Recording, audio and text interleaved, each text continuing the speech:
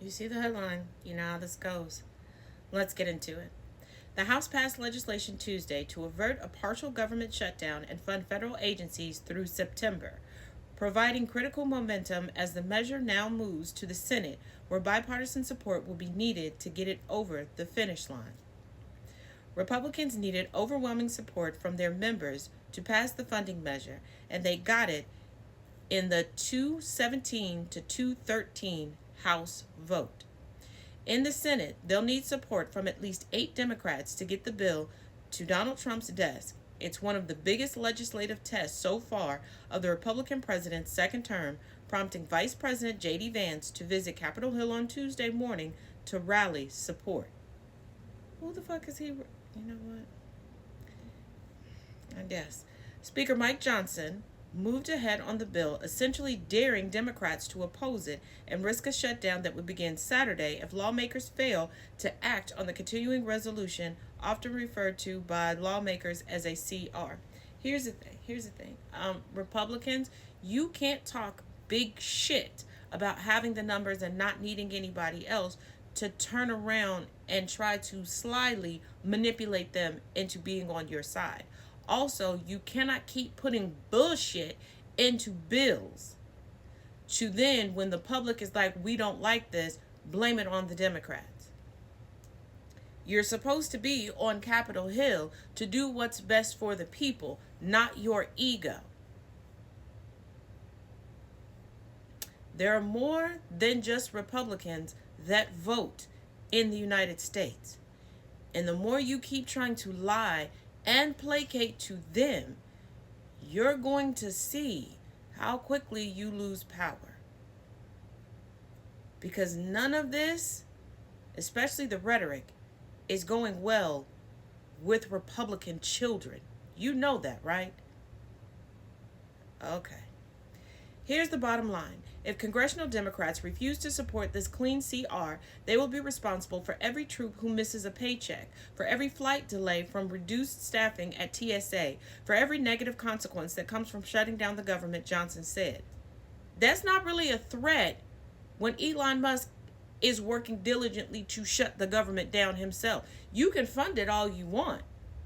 They already decreased the amount of TSA workers. They took away their collective bargaining agreement. Many in the military already are wondering if they're ever going to get a check again. Veterans are wondering if they're ever going to get anything again. That's not a threat from the right hand when the left hand is already dismantling the government, causing things to be unsafe and delayed. Choose a better tactic. Johnson's strategy had the backing of Trump, who called on Republicans to remain united, no dissent, fight for another day when the timing is right. Right for what? Lawmakers said the bill would trim $13 billion in non-defense spending from the levels in the 2024 budget year and increase defense spending by $6 billion, which are rather flat changes for both categories when compared with the overall top line of nearly $1.7 trillion in discretionary spending. The bill does not cover the majority of government spending, including Social Security and Medicare. Funding for those two programs is on autopilot and not regularly reviewed by Congress. Y'all are cheering on Musk, saying that he's cutting back on certain spending to save the budget, but Democrats are mostly worried about the discretion the bill gives the Trump administration on spending decisions.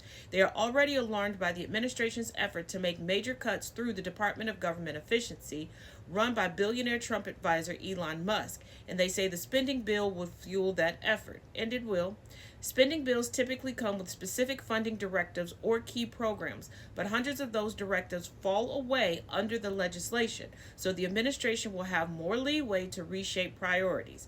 For example, a Democratic memo said the bill would allow the administration to steer money away from combating fentanyl and instead use it on mass deportation initiatives.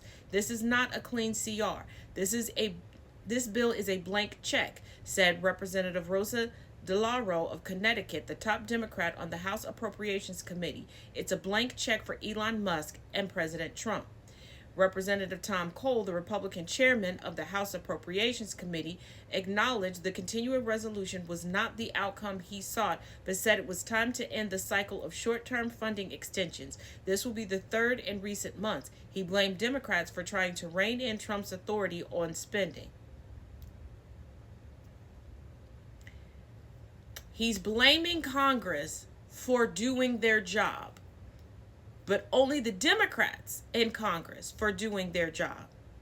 They're letting y'all know in real time through their rhetoric that they're not doing their jobs.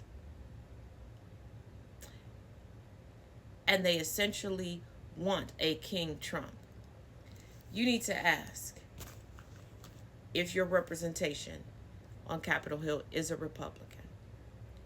Why are you cowering to someone who never has to answer to another voter? Remind them that they still have to answer to you.